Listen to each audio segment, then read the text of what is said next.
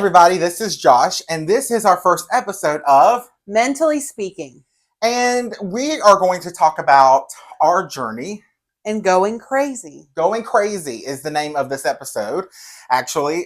We entitled it Going Crazy because during these first couple of episodes, we're going to be talking about my journey particularly and my navigating my own mental health issues and my background and kind of my discovery of what mental health looked like in men, what it looked like for me, how that played a role in our relationship, in my relationships with my family, my friends, and kind of how we got to the place that we are now. And then a little bit later, we'll dive into Ashley's journey of her own. And so we're going to talk about it all. Now, with that, I do want to give a disclaimer. And that disclaimer is this. We will be talking about everything. Unhindered, unapologetic. There's nothing that we're going to keep out. There's not a story that's going to go untold. This is our time and this is our story. And it's the good, the bad, and the ugly. The real ugly. So we're going to include everything. Our involvement in things. We're going to get really personal and kind of down and dirty about our struggles and where we went wrong. Where we were toxic friends. Where we were toxic people and toxic friends, but also how other people were toxic to us and how other friends were toxic to us and family members and the whole nine. So with that, we decided together that we were not going to use individual markers when talking about certain individuals. We will be talking about them. We will be telling these stories, but we won't be using things like their names, their job titles, where they live, their children's names, anything like that. We will be referring to them, simply them. If it's a person, an individual, it's going to be that person. If it's a couple or a couple of people, it's just going to be them. And we're doing that for a couple of reasons. Number one, we want to make it very clear, we're not doing it because we're scared. We ain't scared. We're not scared of anybody. We're not worried about the repercussions of anything that we're going to tell. We're not worried about the backlash of anybody. So we're not doing it out of fear of what somebody might do if they hear their name. Because if we wanted to use names, we would use names. The biggest reason why we're doing it is because what? It's our story. And by telling names that is not us, we give power to that. And we don't want to take anything away from our story. So it's going to all encompass everything that we're talking about, our story, sans names. Yeah. It's like Ashley said, we spend a lot of our time giving power to others. And we both have learned nobody has more power over you than what you allow them to have. And we refuse to give these individuals any kind of power because it's not about them. And also, as another disclaimer, we are not licensed psychologists, nor are we licensed therapists. So everything that we're talking about in this podcast is simply our experience. With medication, with therapy, all of that. So your experience may look very different from ours, and that is okay. It's 100% okay. It's not a one size fits all. It is completely personalized and individualized, and that's what we are going to be talking about. Now, there's going to be times where we cannot avoid certain markers. So, for instance, if I'm talking about my childhood and I say my parents, well, I mean my parents. There's no way of getting around that. But yeah, so with that, out of respect for everybody involved in this story. Yeah, let's get started. All right, so I'm going to start a little bit of, in order for you and the people listening to understand where I have come to, you have to understand where I've been. And so that goes back to the beginning. The womb. The womb. So September 9th, 1991, in the town of Fletcher, North Carolina, right outside of Hendersonville. A baby was born. A beautiful, beautiful little baby named Joshua Caleb Cantrell. That's me. Was I born into the greatest family? No. So let me kind of give a overview because I don't have time to get into everything. It's way too much. Overview is this. It was a terrible marriage between my mother and my father. They both would admit that. They both would say that it was terrible from the get-go. There was nothing good that came out of that marriage besides me and my siblings, which thank God we did come out of that at least. But outside of that, there was nothing good that came from that. So I grew up in a very chaotic household, a very abusive household, screaming, fighting, chaos. I went through physical abuse, mental abuse, particularly with my mother. She's very been open about that herself. And I also, with that, I do want to say too, as a side note, that when I'm speaking about my parents, I also want to honor them in the sense of my relationship with both of them has come leaps and bounds, like light years And I from would what it say used to that they be. both have come to the table with decisions they made that were not great, and with 100%. their and with accountability for their actions, as well as accountability for your actions. So 100%.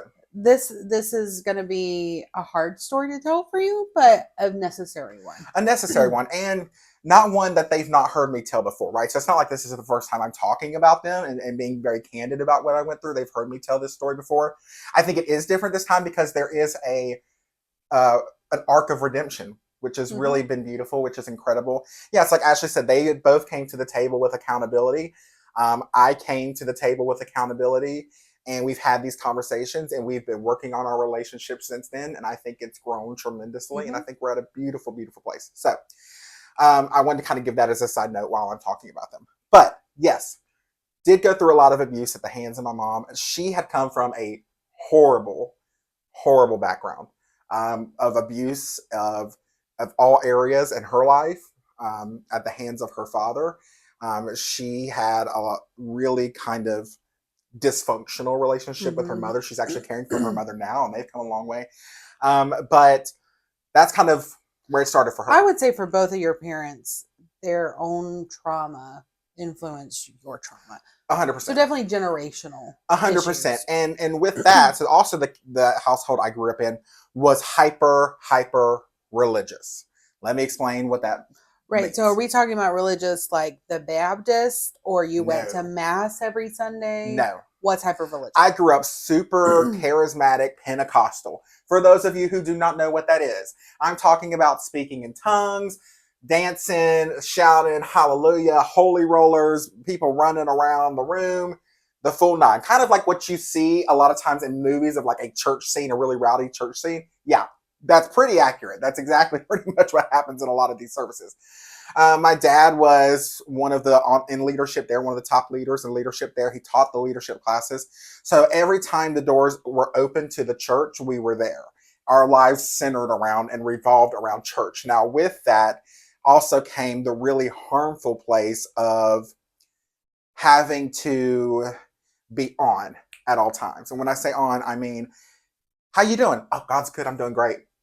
We're doing great. We're doing wonderful. We could have been screaming. A lot of times it could have been hell on wheels at home. But the moment we get in the car and the moment we get to church, you better shut up. You better put your smile on your face, and you better act like God is good and everything is fine, because we have an image to keep up. So you became a very good actor at a very young age. Very good actor at a very young age. And quite frankly, I learned from the best. Everybody, I think, for most people in that church was acting. Putting on a brave face. I think my parents certainly did it better than anyone. I think my mother certainly did it better than everyone.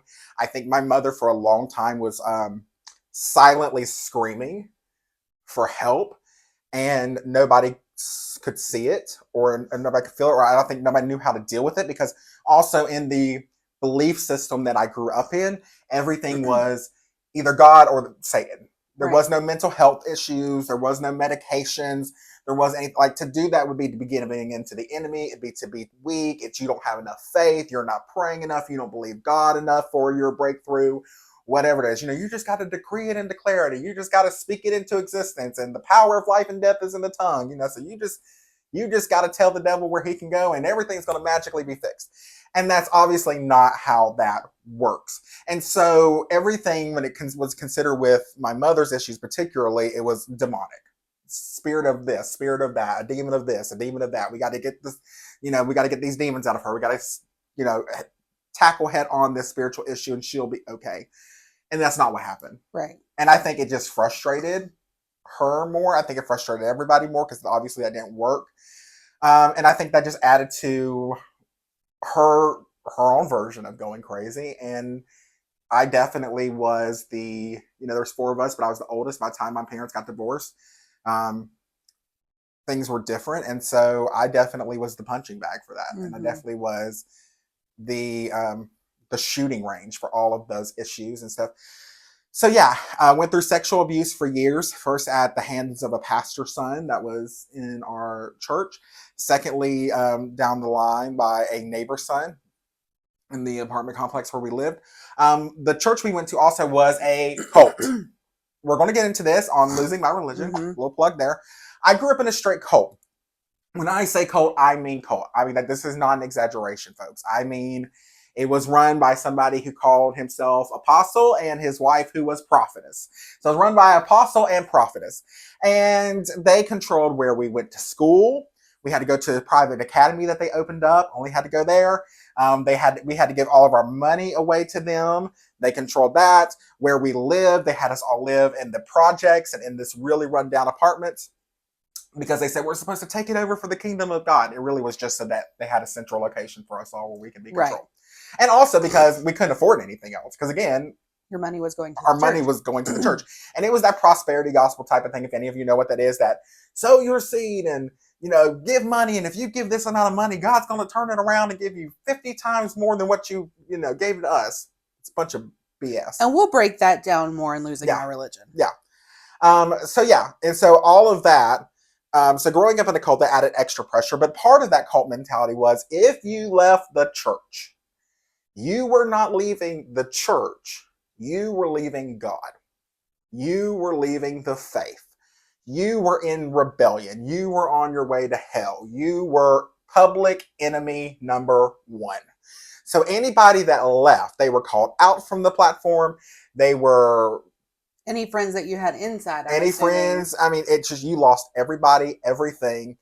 They would do everything they can to slander your name. Again, we'll get into more of that later in losing my religion, especially how that played itself into my mom and dad's divorce. That was really intense. But yeah, that's what I grew up in. So sexual abuse, mental abuse, physical abuse. Obviously, going through that as a child, not knowing who I was, I became very hyper independent, but I also became rebellious. I wanted to lash out because I felt like my mom was abusive.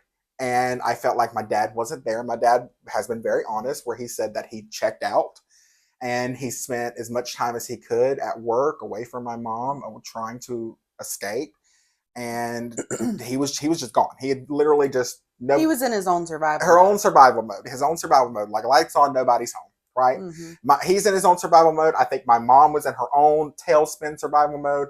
And us children are just trying to survive ourselves. And we're just kind of the punching bag for both of them. So getting to my teenage years, the sexual abuse piece particularly played itself into my life and had a really heavy hit.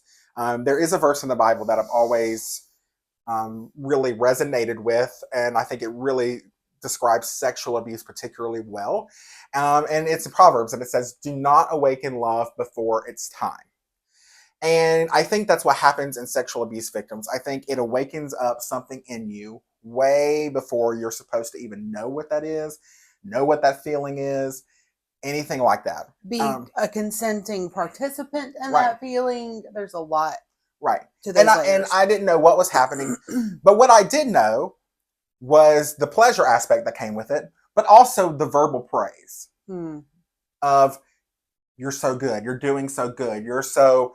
you look so good. Whatever it was, that verbal affirmation that I was not receiving at home, I was receiving in the bedroom, and I was receiving from these other people. And it also takes a twisted, demented way too, where I want to say, where with sexual abuse, what happens is there's a whole nother level of shame because you take on responsibility, because there's the physical aspect of pleasure, and you start feeling like, how could I get pleasure from something that is so taboo?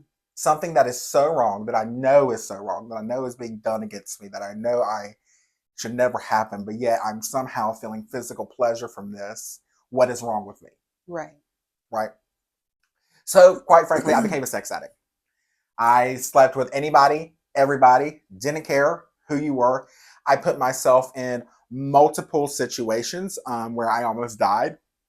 Literally almost died because of the dangerous people that I would hook up with and the sketchy situations I put myself in. And that didn't stop me. I kept going back. And it's something I crave because I wanted that love. Because, for those, 20 to 30 minutes or however long it was, I felt good enough. For the first time in my life, I felt good enough. I felt good enough. I felt worthy. I felt loved. I felt like I had something to contribute. I felt like somebody was appreciating me. And then, of course, as I'm sure all of us know, because we've all been there at some point, with some kind of something that we've done, is you do it, and then the moment it's done, boom, there is that train wreck of shame, of guilt. You don't know how to deal with it. So how do you deal with it? You go back to the thing that made you escape and feel good again. So it's this cycle and this hamster wheel that you just cannot get off of. So it seems like the only stability you had at that time was chasing that feeling. Yeah, the only stability I had was sex. Control that you had. 100%. The only control I had was that sexual heightenedness, that sexual feeling. And so, I became a sex addict. I was drinking all the time. I was doing all kinds of, there was nothing I wouldn't do. Let me put it that way. There was nothing I wouldn't try once or experiment with once. To escape. I was trying it all. I definitely was on a road to quite literally dying of something. I don't know how I would have died, but quite literally dying of something. And so, that projected itself into my adult life. And then you add another layer of it, which is sexual stuff. Then let's talk about the instability in other areas of my life.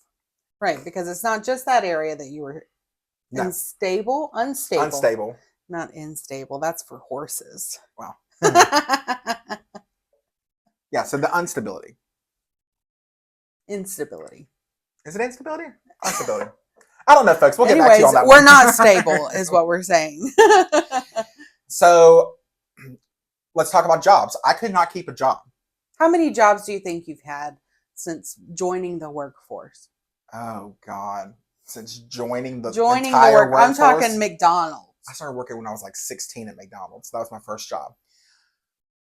I mean, probably 50. So would you say you're a good interviewer? A fantastic interviewer. I'm sure my boss right now, my manager, she is listening to this and she's like, yeah, he's a great interviewer. I am. I'm a fantastic interviewer. Let me put it this way. I have never interviewed for a job that I didn't necessarily get or was at least finalist for. Right?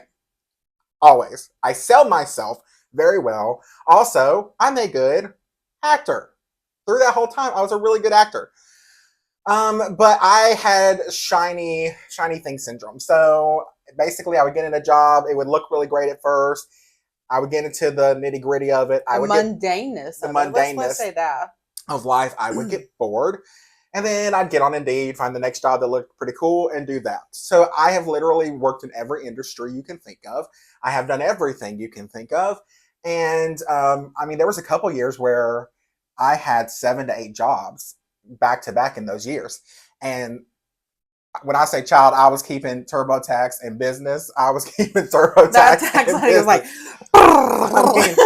trying to locate 7 to 8 W-2s.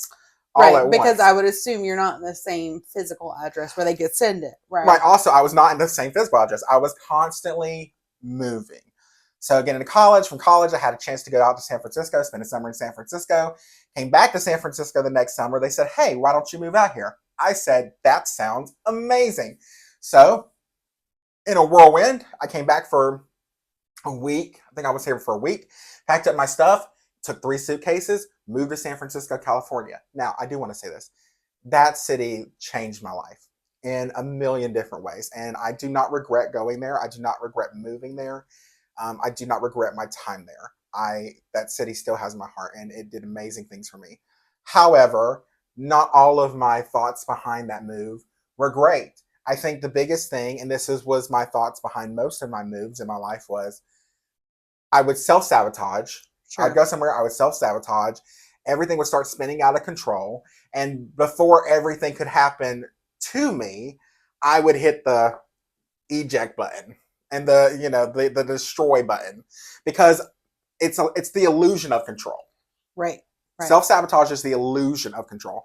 It is, I would rather do it than have it done to me. And so if I ever felt this inkling of something's going to happen to me. I'm going to lose friends. I'm going to lose this job. This city's not going to People work have out. caught on to me. Yeah, people have caught on to me, whatever. Like, I got to get out now. So I Mm. would press the button and I would move to a new place, start over. So my thought would be, okay, Josh, you screwed that up. New city, new plan, new slate, new friends, new job, new opportunities, a new way to reinvent yourself and to not screw it up this time. Like, this is your shot. And I said that to myself 5, 6 different times. I mean, you went from San Francisco back to Greenville, Greenville back over to Albuquerque, New Mexico, Albuquerque, New Mexico back to Greenville, Greenville to Charleston, Charleston back to Greenville, and now I've been to Greenville since. But all of those times blew up in my face. And you know, I had an ex-girlfriend that I broke up with. And after I broke up with her, literally in the same hour that I broke up with her, I decided to move to Albuquerque, New Mexico with some people that I had connected with. And I was, in 2 weeks' time, same thing as I did in San Francisco, 3 suitcases, moved to Albuquerque, New Mexico. Albuquerque changed my life in great ways and not great ways. I tell people I moved to the desert because I was in a desert season. I was like, what a charismatic thing to say. I was like, my outward location was definitely radiating what was happening inside. I will say this about Albuquerque: it's incredible, it's gorgeous, but it's dry. And I lived with a youth pastor, and I do want to give him a shout out, Jason. Jason, if you're listening, Jason was incredible. Jason changed my life in a lot of ways. Jason was kind of like a father figure to me. Jason, I think, was the first person who saw through my mess. I think he was the first person to really call me out on my mess. Right. And the way he did that is, so I was working for this, helping work for this church at this time, and I was working particularly with him and his department, the youth department, and with the college and all that stuff. And he calls me, into this office, and we're sitting there talking. And all of a sudden, he looks at me. He says, "Hey, I want to tell you something." I said, "Okay." He said, "You remind me a lot of myself." And I said, "Okay." He said, "Because you know what it is to walk in chaos, but you don't know how to walk in peace." Right. And that hit me like a ton of bricks. And I was like, because immediately, like, you get defensive, right? Internally, you're like, what is he talking about? And he said, "You know who you are in chaos. You know who you are when everything is moving, when you're moving, when everything's new, when everything's fresh, when you're constantly busy, when everything around you is chaotic. You know who you are. So you know who you are in chaos, but you don't know how to walk in peace, because when everything gets still, you run." Right. He was like, when everything gets quiet, all of a sudden, and when it comes, you have to face yourself and you have to face the issues around you. He said, "You don't know what that is." He said, "And my hope for you is that you would learn how to walk in peace." And I remember like crying, like, because that hit me. And it hit me because that was the first time in my life that I felt like somebody saw me. Like, outside of any kind of sexual encounter, outside of anything else, like somebody who had outside of any performance, that had no ulterior motive, had no agenda, or was trying to get something from me. Like, they just saw me. Right. And that was transformative. That changed my life. That moment started me on a trajectory, little did I know, to bring me to where I am today.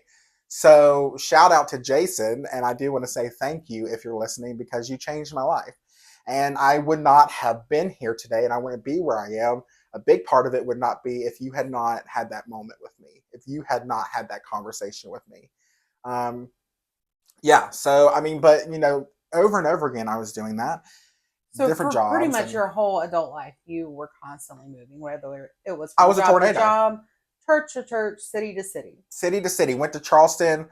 So bring us up to 2018. Yeah. Where were you in 2018? 2018, I had come back from Charleston to Greenville. And while I was in Greenville, I was a part of a really toxic basic cult again. Basically another cult again of a church. Seems to be a pattern. It was a pattern. Also in some friendships that were really toxic.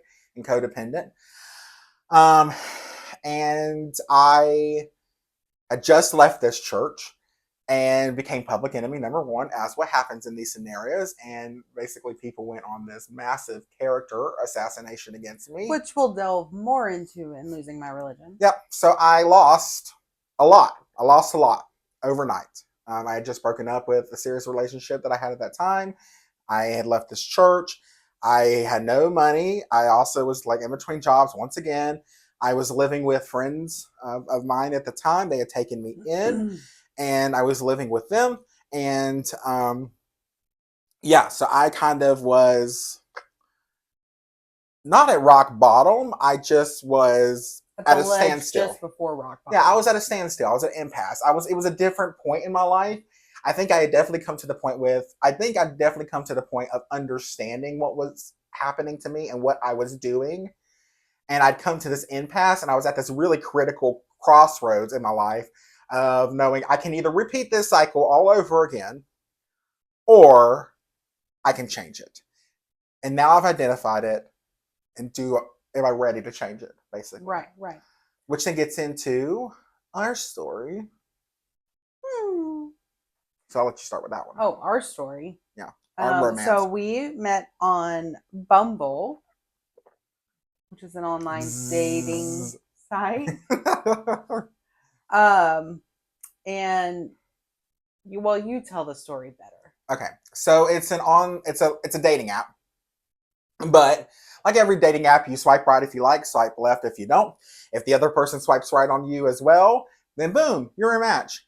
Difference with Bumble is, with Bumble, the woman has to message the man first if she's interested. And then that opens up the opportunity for conversation to happen. And you had some nightmares.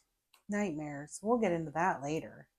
Nightmares on online dating. No. Ashley was actually my first swipe right and my first conversation. Ding ding. So there you go. And the rest is history. What made you swipe right on me? So my friend had set me up with Bumble, and I was like, oh God, please don't. And he was like, come on, it'll be fun. And I was like, oh no.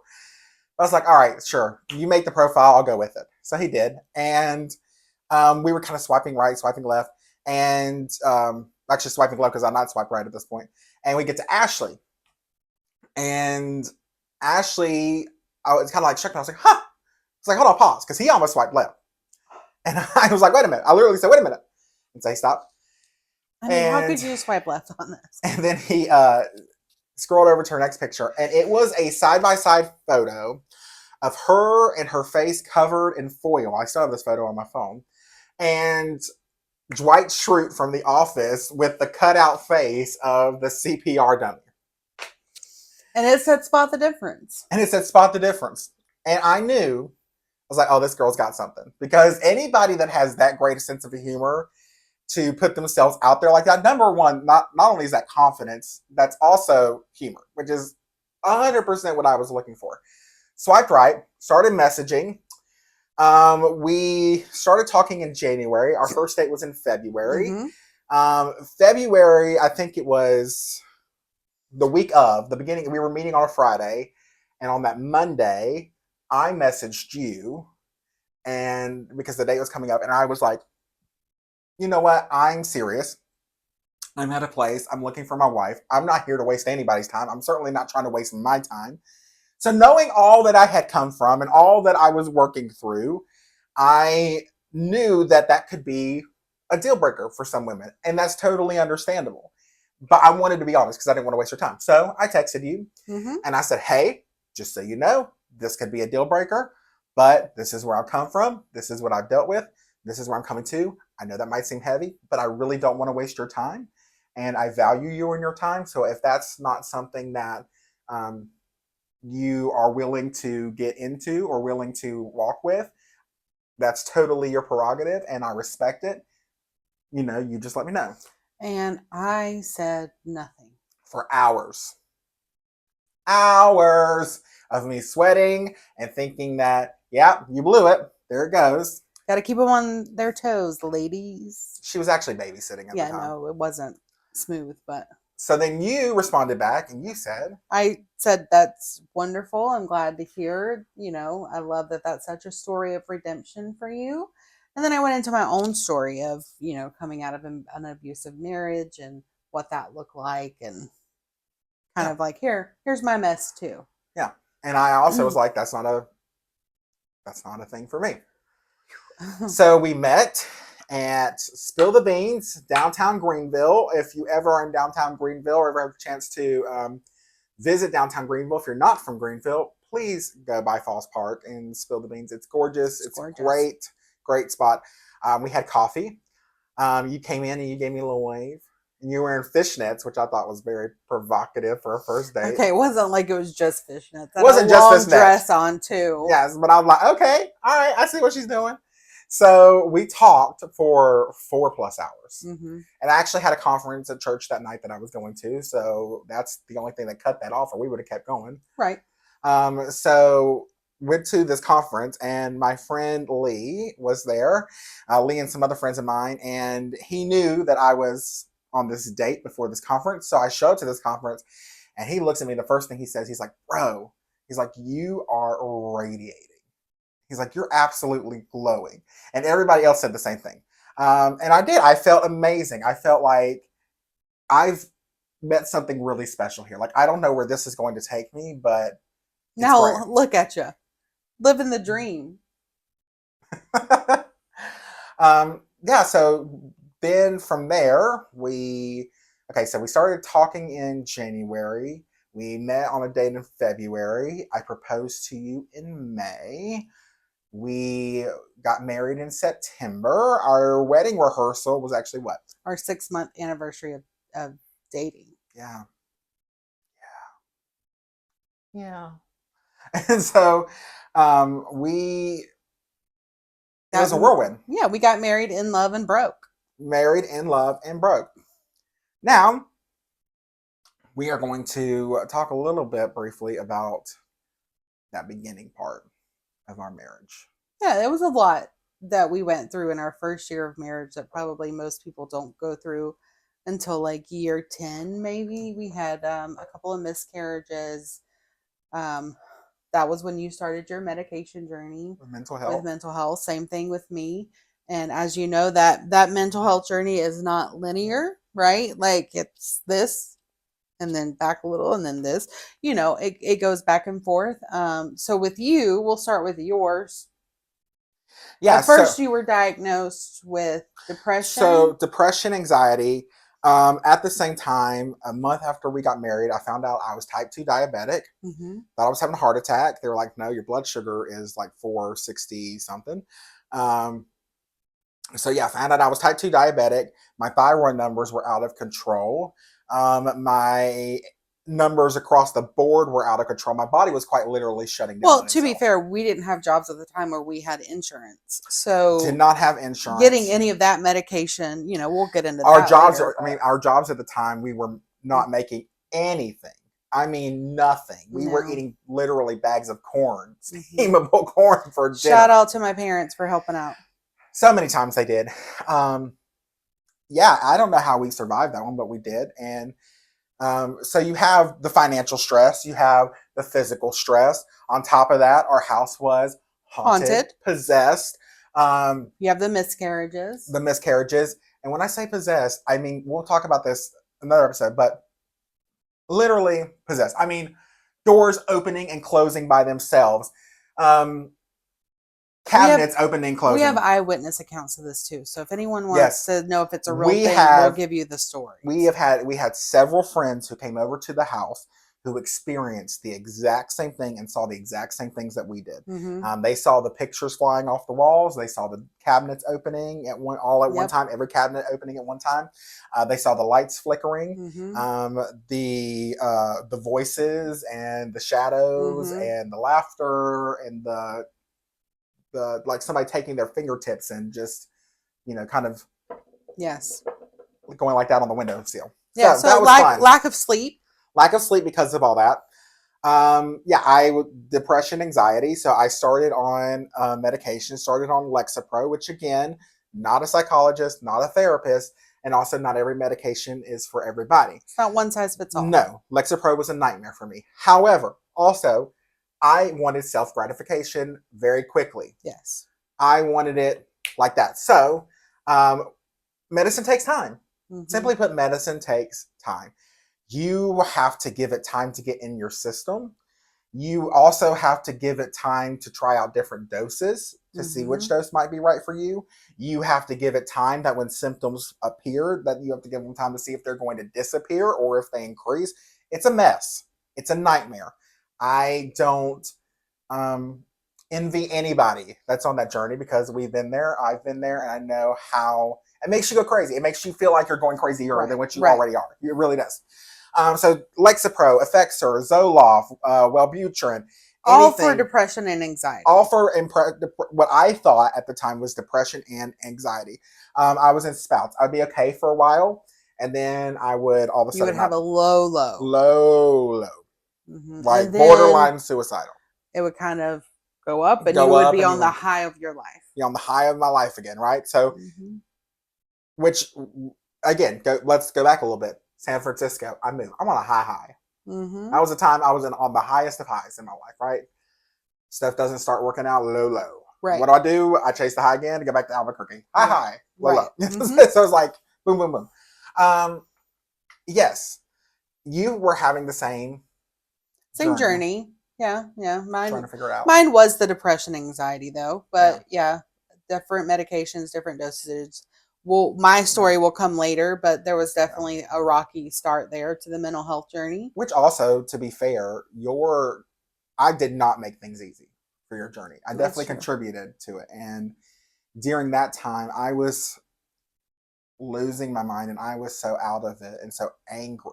I think that was the prominent emotion during that time. I was so angry that you became a punching bag for a lot of my mess. Emotionally, you absorbed all not physically. No. Emotionally, you absorbed all of my mess, and you became an emotional punching bag for me. And I would lash out a lot, and I was angry, and I was unkind and unloving, and all of those things. So that certainly did not help you because you didn't know. You loved me, but you didn't know what. I didn't know what was going on. Right. No. I didn't know how to fix it. And I was frustrated because I didn't know what was going on and how to fix it. So it's like I couldn't even tell her what I needed because I didn't even know what I needed. Right. You know? So yeah, there was all of that. And